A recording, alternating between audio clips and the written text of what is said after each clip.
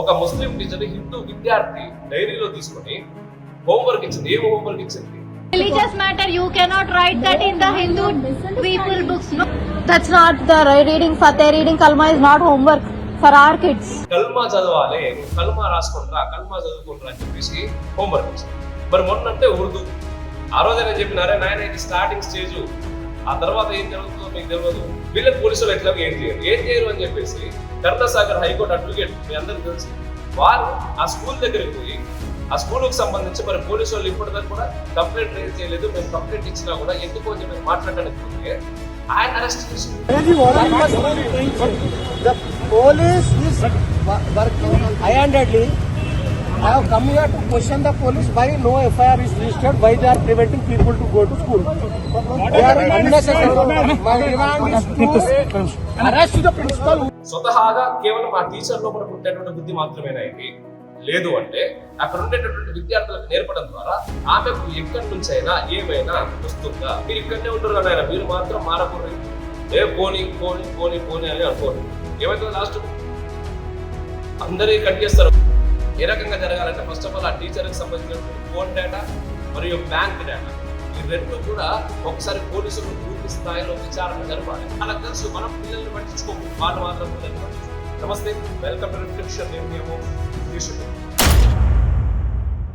నిన్నటి నుంచి సోషల్ మీడియాలో ఒక వీడియో వైరల్ అవుతా ఉంది. అండ్ ఈ రోజు పొద్దున్న నుంచి కూడా దానికి సంబంధించి ఏకంగా హైకోర్టు అడ్వకేట్ ని కూడా అరెస్ట్ చేయాల్సినటువంటి పరిస్థితి ఏర్పడ్డది మన హైదరాబాద్ లో. అయితే దానికంటే ముందు ఇంకొక విషయం చెప్తా. ఏంటంటే గత కొద్ది రోజుల క్రితం, అంటే ఒక 15-20 రోజుల క్రితం ఆర్మూర్లో ఒక స్కూల్లో ఒక ముస్లిం టీచర్ అక్కడ ఉండేటటువంటి పిల్లలందరికీ ఉర్దూ నేర్పిస్తా ఉన్నాడు. ఉర్దూ నేర్పిస్తున్నప్పుడు కొంతమంది హిందూ కార్యకర్తలు పోయి ఆ ఉర్దూ ఎందుకు నేర్పిస్తున్నారు, నేర్పించకూడదు అని చెప్పేసి మాట్లాడుతూ ఉన్నప్పుడు ఆ మాట్లాడుతున్నటువంటి మధ్యలో హిందూ కార్యకర్త ఒక ఆయన ఆ ముస్లిం టీచర్ను చెంప మీదకి వేసిన తర్వాత పోలీసు వాళ్ళు బయటకు వచ్చి అంటే ఎవరో కంప్లైంట్ ఇచ్చారట, ఈ యొక్క హిందూ కార్యకర్తని గొరగొర గుంజుకుంటా పోలీస్ స్టేషన్ తీసుకొని పోయారు.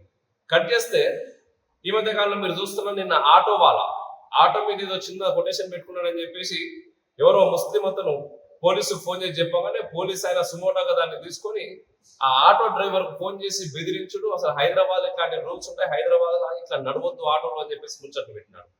కట్ చేస్తే మొన్న నేను ఆ వీడియో చేసినప్పుడు, ఆ ఉర్దూ దాని గురించి వీడియో చేసినప్పుడు చాలా మంది అన్నారు, అరే ఉర్దూ అంటే ఒక భాష నాయన, దాన్ని భాష లెక్క చూడాలి, ఏవో మతం ఛాందసంతో మీరు ఇట్లాంటి మాటలు ఎందుకు మాట్లాడుతూ ఉన్నారు అన్నారు. అయితే ఈరోజు సక్సెస్ అనేటటువంటి ఒక స్కూల్లో హైదరాబాద్ పాత బస్తీలో ఏం జరుగుతున్నది? ఒక ముస్లిం టీచర్ హిందూ విద్యార్థి డైరీలో తీసుకొని హోంవర్క్ ఇచ్చింది. ఏం హోంవర్క్ ఇచ్చింది? కల్మా చదవాలి, నువ్వు కల్మా రాసుకుంటారా, కల్మా చదువుకుంటారా అని చెప్పేసి హోంవర్క్ ఇచ్చింది. Religious matter, you cannot write that in the Hindu people books. No, that's not the right reading. Fateh reading Kalma is not homework for our kids. మరి మొన్న అంటే ఉర్దూ. ఆ రోజు నేను చెప్పినారే నాయన ఇది స్టార్టింగ్ స్టేజ్, ఆ తర్వాత ఏం జరుగుతుందో మీకు తెలియదు. బేసిక్ గా ఈ ఉర్దూ అనేది ఒక స్కూల్లో బయటపడ్డది, ఇట్లాంటివి ఎన్నో జరుగుతూ ఉన్నాయి అని. అదే మదర్సాలకు వెళ్ళి భగవద్గీత కాంపిటీషన్లు పెట్టుర్రా, మరి మీరు పెడతారా అని కూడా నేను ప్రశ్నించిన. ఆ ప్రశ్నకు సమాధానం లేదు ఎక్కడి నుంచి. మరి ఈ రోజు ఈ సక్సెస్ స్కూల్లో ఏం జరిగింది? ఒక ముస్లిం టీచరు కావాలని ఏమని రాస్తా ఉన్నది, దాంట్లో కల్మా నేర్చుకొని రావాలి, కల్మా చదువుకొని రావాలి. అసలు కల్మా అంటే ఏంటిది మీకు గుర్తున్నదా? కాశ్మీర్లో ప్యాంట్ లిప్పి నువ్వు హిందువా కాదా అని చెప్పేసి చూసి హిందువు అయితే చంపేసారు, కాల్ చేసి. అప్పుడు ఫస్ట్ వాళ్ళు ఏం చెప్పారు తెలుసా? ఉగ్రవాదులందరూ మీరు కల్మా చదువుని, కల్మా చదువుతూ వదిలేస్తున్నారు. కల్మా అంటే ఏంటిది? కల్మా అంటే ప్రతిరోజు నమాజ్ చేసేటప్పుడు మనం వింటా ఉంటాం కదా, ఆ వింటున్నప్పుడు వాళ్ళు ఫస్ట్ చాటింగ్ చదివేటటువంటిది అదే. దానిలో ఏముంటది? అల్లానే పరమదేవుడు, అల్లా తప్ప ఇంకెవరు లేరు అని చెప్పేసి మాట్లాడుతూ ఉంటాం. మరి పోలీసు వాళ్ళు నిన్నటి ఆటో భరత్ అరెస్ట్ చేశారు కదా, అరెస్ట్ చేద్దాం అనుకున్నారు కదా, పోలీస్ స్టేషన్ రమ్మన్నారు కదా. మరి వీళ్ళని ఏం చేస్తారు?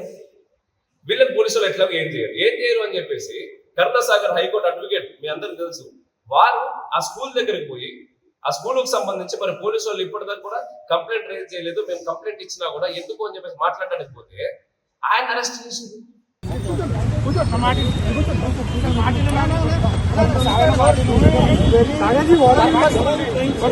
The police is working high-handedly. I have come here to question the police why no FIR is registered, why they are preventing people to go to school. They are unnecessary.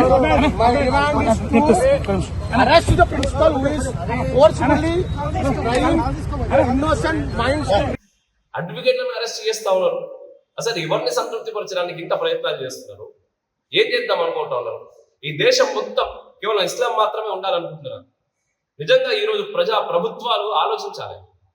విద్యాశాఖ మంత్రి, at the same time హోంమంత్రి, ముఖ్యమంత్రి మూడు కూడా తెలంగాణ రాష్ట్రానికి రేవంత్ రెడ్డి గారు. మరి ఈ విద్యలో ఏం జరుగుతా ఉంది, ఇటువంటి వాటికి మనం ఎటువంటి శిక్షలు వేయాలి?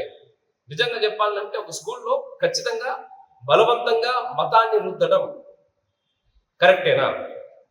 ఆ పిల్లల హృదయాలకు అంటే ఆ పిల్లగాళ్ళకి ఏం తెలుసు? చిన్న చిన్న బుర్రగాళ్ళకి ఏం తెలుసు? ఈ కల్మా అంటే ఏం తెలుసు, లేకపోతే ఉర్దూ అంటే ఏం తెలుసు, నమాజ్ అంటే ఏం తెలుసు? వాళ్ళకి ఎందుకు నేర్పించే ప్రయత్నం చేస్తున్నారు? స్వతహాగా కేవలం ఆ టీచర్ లోపల పుట్టినటువంటి బుద్ధి మాత్రమేనా ఇది?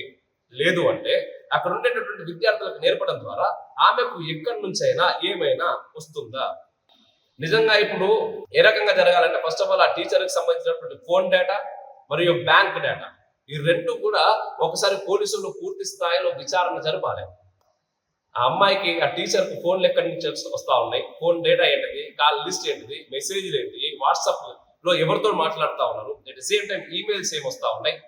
దీంతో పాటు ఆ స్కూల్కి సంబంధించిన ప్రిన్సిపల్ అండ్ ఈ స్కూల్కి సంబంధించిన టీచర్ వాళ్ళిద్దరి యొక్క బ్యాంక్ ట్రాన్సాక్షన్లు కూడా చూడాలి.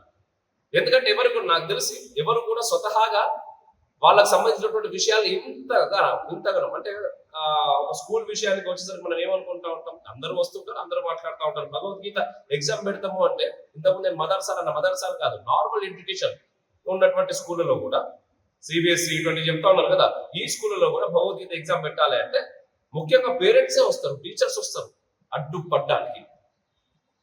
వాళ్ళకి తెలుసు ఇట్లాంటివి జరిగితే ఖచ్చితంగా అడ్డుకోవడానికి ఎవరో వస్తారు అని తెలిసినప్పటికీ కూడా చేస్తున్నారు. అంటే ఎటువంటి ఫోర్స్ వచ్చింది, లేకపోతే బయట నుంచి ఏమైనా వీళ్ళకు నిధులు పెద్ద స్థాయిలో వస్తున్నాయా, దేనికి ఆశపడి వీళ్ళు చేస్తున్నారు? ఆ రకంగా గల పోలీసులు ముందుకు వచ్చి దీనిపైన రీసెర్చ్ చేయాలి. అట్ ది సేమ్ టైం ఆ యొక్క స్కూల్కు ఉండేటటువంటి లిమిటేషన్స్ ఏంటి, ఆ టీచర్లకు ఉండే లిమిటేషన్స్ ఏంటి, వీటన్నిటి గురించి కూడా మాట్లాడాలి. ఇప్పుడు నిజంగా మామూలుగా జై శ్రీరామ్ అని చెప్పేసి ఆటో మీద పెట్టుకుంటేనేమో మీరు ఇన్ని మాటలు మాట్లాడుతూ ఉంటారు, మతం మారొద్దు అని చెప్పేసి ఆటో మీద పెట్టుకుంటేనేమో ఏకంగా వాడిని అరెస్ట్ చేసేదాకా తీసుకుపోతా ఉంటారు. మరి స్కూల్లో ఉర్దూ చెప్తున్నారు, ఉర్దూ చెప్పొద్దు అని చెప్పేసి ఒక కార్యకర్త చూస్తే బుర్ర గుంజుకుంటూ పోతారు, ఆ కార్యకర్తను జైల్లో వేస్తారు.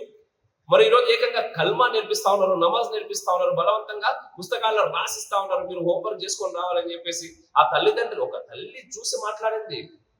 ఇట్లా ఎంతమంది తల్లిదండ్రులు వాళ్ళ పిల్లలకు సంబంధించినట్టు హోంవర్క్ల గురించి ఆలోచిస్తున్నారు, చూస్తున్నారు, వాళ్ళకి ఎవరికి తెలియదు. కేవలం ఒక తల్లి మాట్లాడింది. ఇట్లాంటివి ఇంకా ఎన్ని జరుగుతున్నాయి, ఎందుకు జరుగుతున్నాయి, ఎవరు గమనించాలి? మీరు ఇక్కడనే ఉండరు నాయన, మీరు మాత్రం మారకూర్రి, పోని పోని పోని పోని అని అనుకోరు.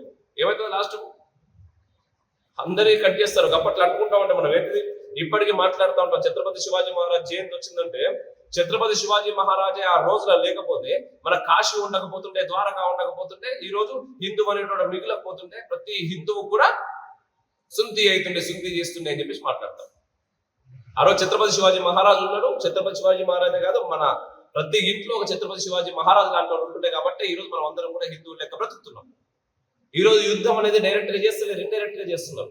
ఇండైరెక్ట్ గా అన్ని రంగాల్లో చేస్తున్నారు.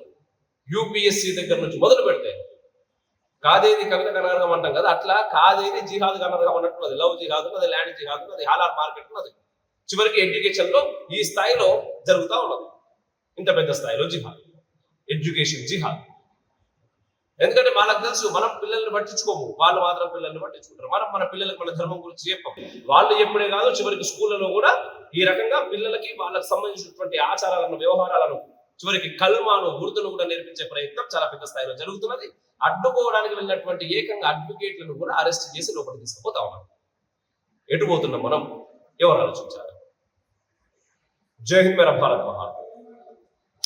ఇట్లాంటి వ్యక్తుల పైన యాక్షన్ తీసుకుంటే ఇంకొకసారి ఎవరు కూడా ఎడ్యుకేషన్ సైడ్ లో మతాన్ని వాళ్ళు తీసుకుని రారు. కొద్దిగా మా ముఖ్యమంత్రి గారికి, జిల్లా కలెక్టర్ గారికి ఈ కేసుని మీరు పర్సూ చేసి వాస్తవం ఇది జరిగిందంటే వాళ్ళపైన చర్యలు తీసుకోవాలని నేను మా ముఖ్యమంత్రి గారికి కలెక్టర్ గారికి రిక్వెస్ట్ చేస్తున్నాను.